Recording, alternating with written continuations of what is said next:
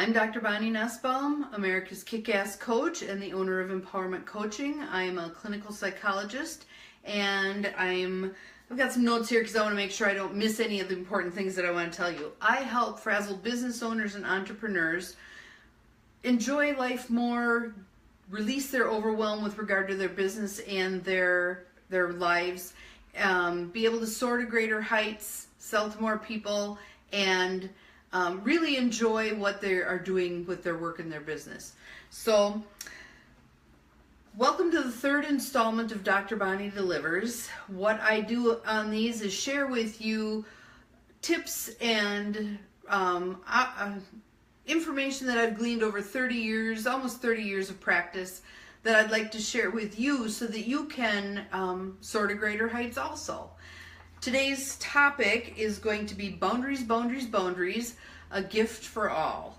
All right? And if that sounds interesting to you and you can think of anybody that you would like to share that with, feel free to share right now so that they can be a part of this while we're still live. I'm going to ask you to respond periodically to some of the things that I have questions about that may help you engage with this process a little more, because boundaries is a pretty interesting issue for us to talk about. So, also, if you stick with me until the end, I have a free opportunity that I think some of you will really enjoy, which may help you with regard to boundaries or any other kind of an issue that you'd like to discuss with me.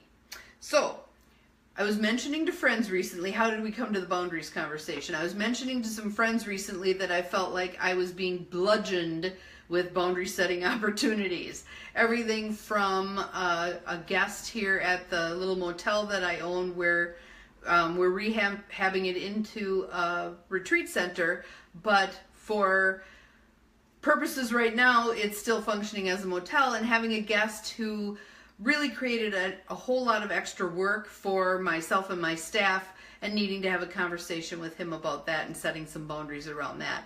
To an event where there was information that I needed and I repeatedly asked for that information. It wasn't forthcoming in a timely manner, and it would have caused me to compromise my self-care to jump in and address it at the point where the information did come. So I needed to have a conversation with that person about the lack of that information. Really made it difficult for me to be as kick-ass as I want to be in doing the work that I do. So if any of these examples that I'm giving you kind of get you thinking about what are some times when you've had to set boundaries with things, just put yes in the comments below. And if you wish, you can put a little bit about what kind of a boundary it was that you needed to set.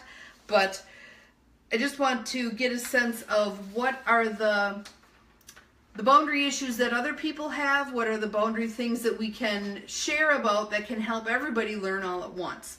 So, I'd like you to think back over recent times. Most days we're setting boundaries without even realizing that we're doing it. It's something that we just happen to do. No, I don't want that. Yes, I do want that. No, that's not okay with me. And we just sort of do it automatically. Some people don't do it very much or very well. And the more boundaries we set, the happier we're going to be in our life. So, what are boundaries anyway? Okay, let me give you a definition of boundaries and see how this fits for you. There are many definitions of boundaries, but for our purposes, I'm going to focus on personal boundaries. Personal boundaries are guidelines, rules, or limits that a person creates to identify reasonable, safe, and permissible ways for other people to behave towards them and how they will respond when someone passes those limits. Personal boundaries help to define an individual by outlining likes and dislikes and setting the distances one allows others to approach. They include physical, mental, psychological, and spiritual boundaries involving beliefs, emotions, intuitions, and self-esteem. So I'll just give you a couple of quick examples of boundaries. A physical boundary, one of them is personal distance. And it's interesting to play around with that to just kind of get a sense of what personal distance is. So if I'm having a conversation with somebody, I might step a little closer to them, just keeping the conversation going, and notice what happens. Oftentimes that person will unconsciously step back to create, again, the right amount of distance that feels comfortable for them. There's cultural differences to personal distance. There's relationship differences in personal distance. But I think personal distance is one of the most obvious ways that we can see where boundaries are and how we kind of automatically adjust them. Another boundary that I think people oftentimes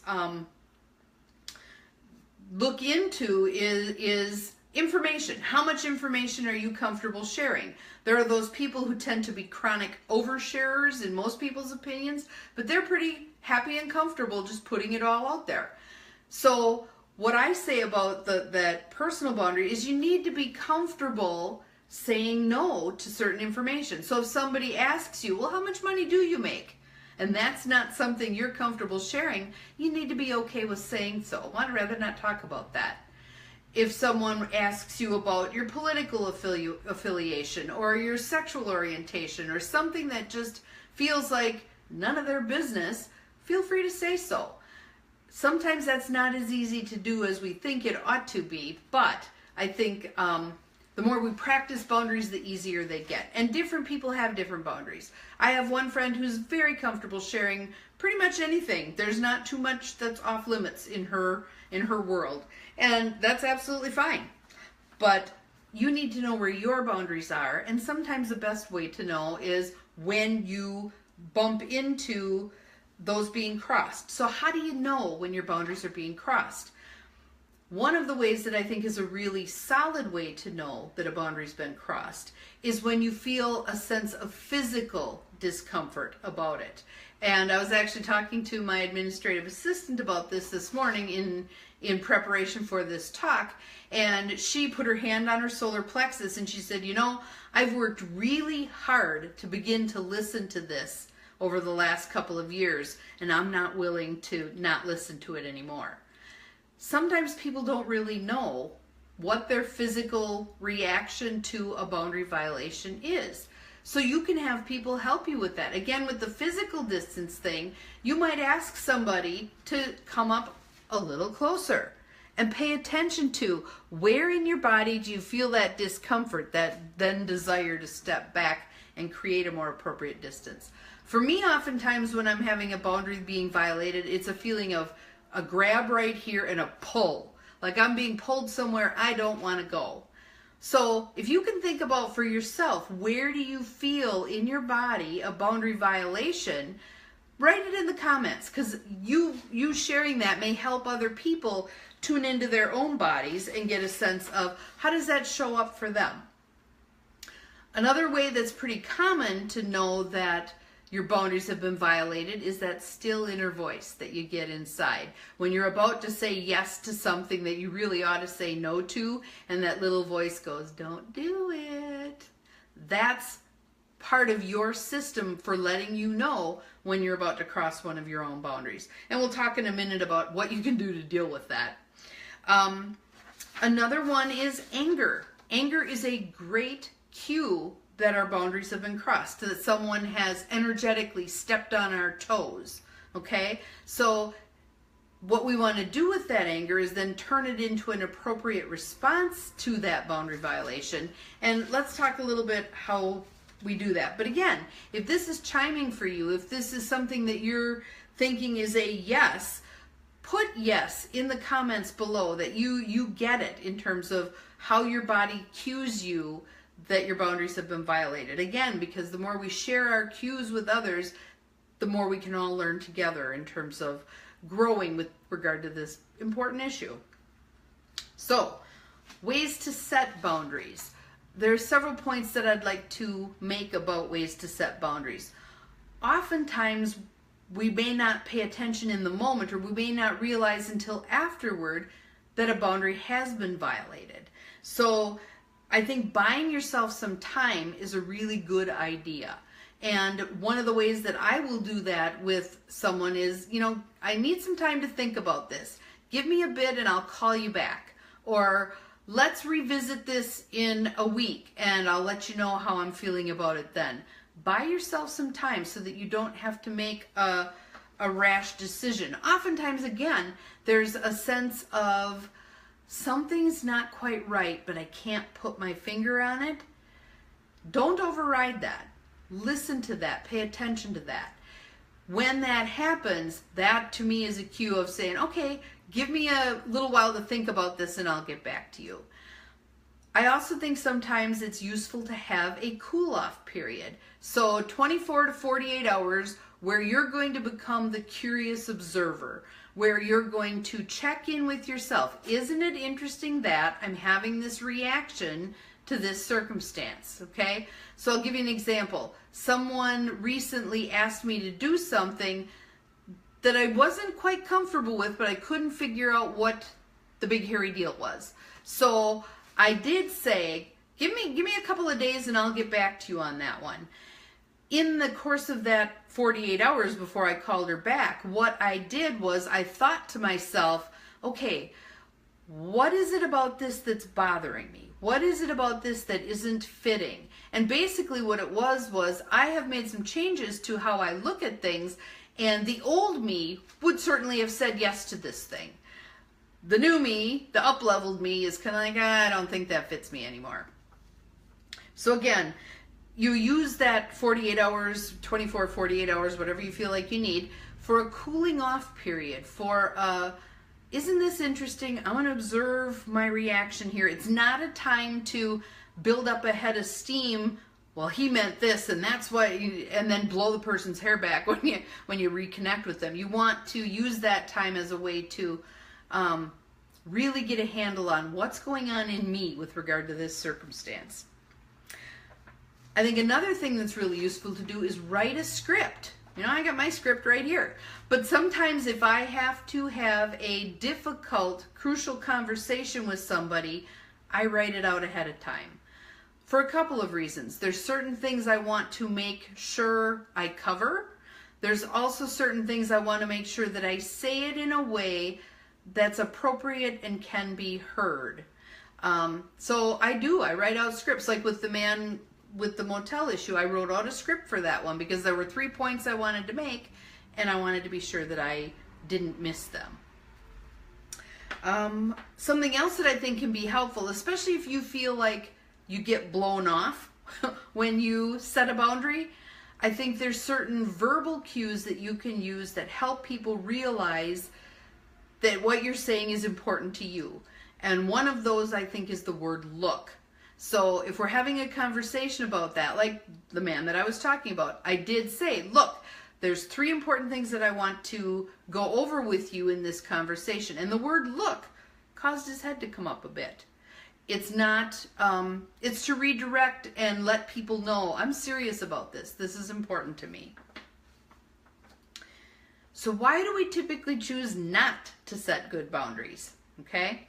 One of them often is our conditioned self, that part of us that's been wounded doesn't want to stir the pot. So minimizes, well, it wasn't that big a deal, you're making a big deal out of nothing, etc., etc. Don't listen to that conditioned self, because if you do, what's going to happen is you're not going to address the issue soon enough. And when we allow those things to go, we end up with this heaping pile of resentments that puts us in the position of, and we'll talk about that in a minute, but it puts us in the position of not being fully present in a relationship because we've got this big barrier of resentments in between us, okay?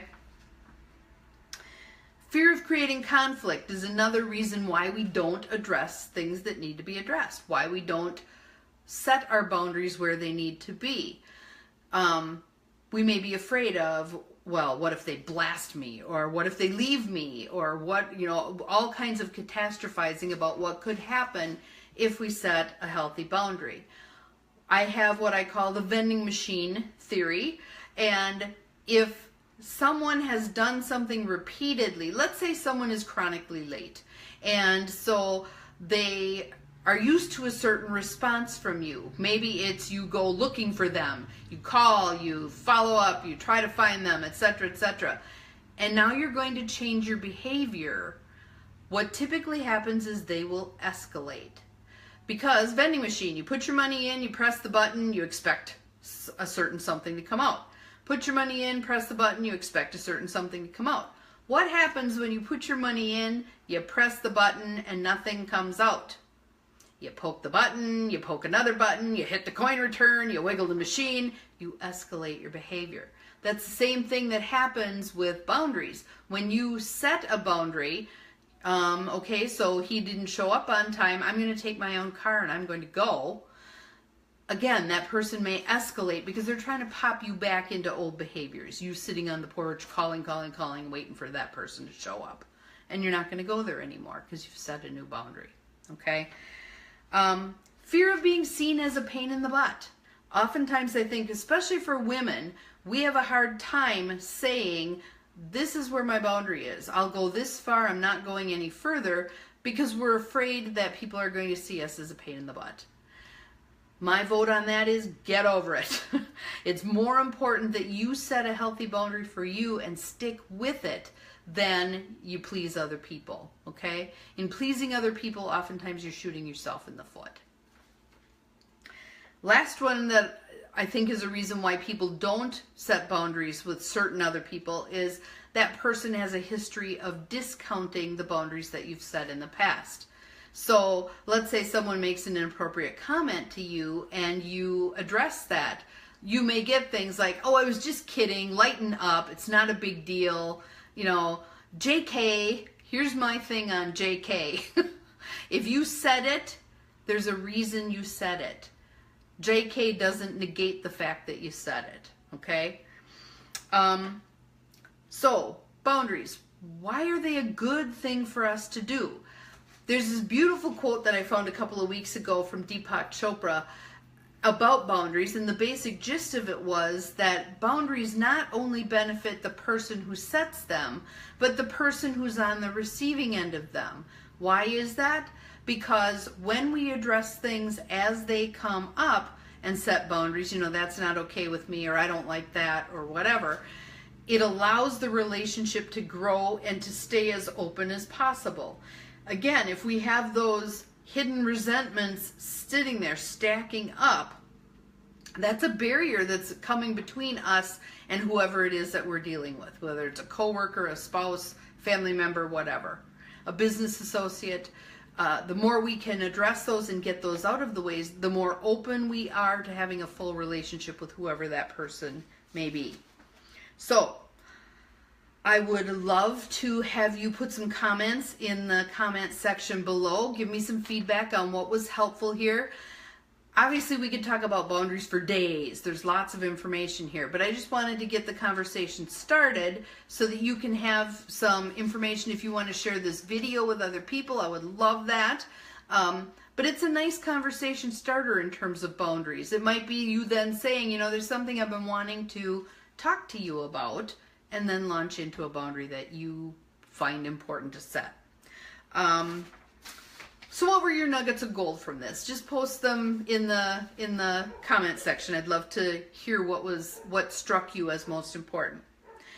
If you'd like more information about boundaries, let me give you a couple of options. One is you can check out my blog posts on my website. It's www.empowermentandpurpose, all little letters, all spelled out, .com.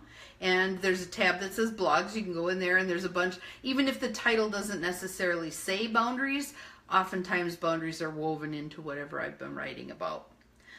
Another place where you can get great information about boundaries is any kind of a 12-step program. Check out some of their literature. It might be AA, might be Al-Anon, but they have done a phenomenal job of tapping boundary stuff. And the third one is just Google boundaries. You'll be amazed at the plethora of information that's available there. Also, again, to spread the wealth here, if you want to share this with someone that you think would be interested in hearing what I had to say about boundaries, please share. I'd be very happy to have you share this video with them. Let's see. If you have any questions, you can post them in the comments section. I'll be happy to answer questions there. And as promised, I have a free gift for you for sticking with this till the end. I offer a free 15-minute discovery session where we can meet on the phone and talk about an area that you maybe would like some help with. I can give you a few suggestions over the phone, and I can also give you some information about what I offer that might be of benefit to whatever situation you're wanting to address.